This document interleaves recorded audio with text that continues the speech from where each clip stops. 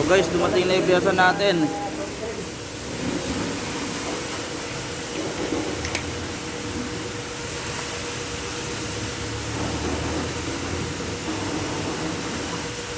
Pwede nga ba ang TMX 155 bulb? Sa Viper naman 150.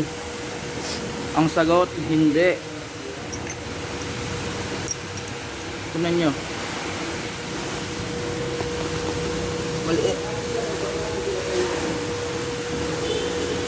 Compare natin sa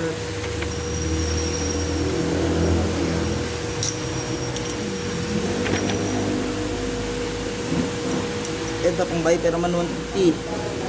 In-order natin sa Shopee sa Makoto. Ito yung pang TMX 155. Parehas sila magkasing taas. Ang magiging problema nila dito. Ito yung kinabit nyo, kinabitan nyo ng valve lock.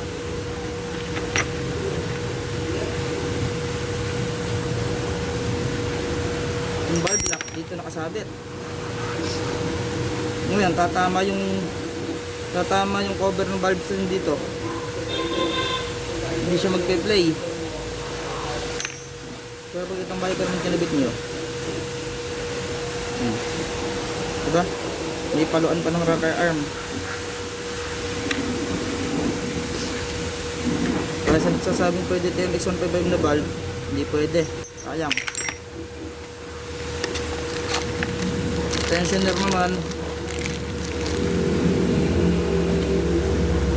Yan, tayo nyo na lang.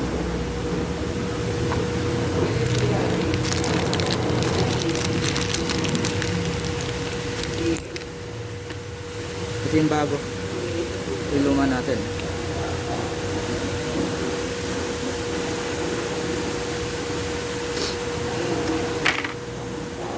Sa tensioner 125.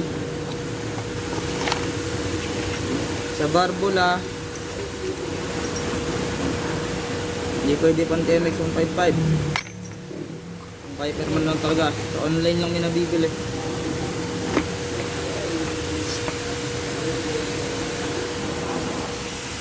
Yan yung mga ng Viper man natin.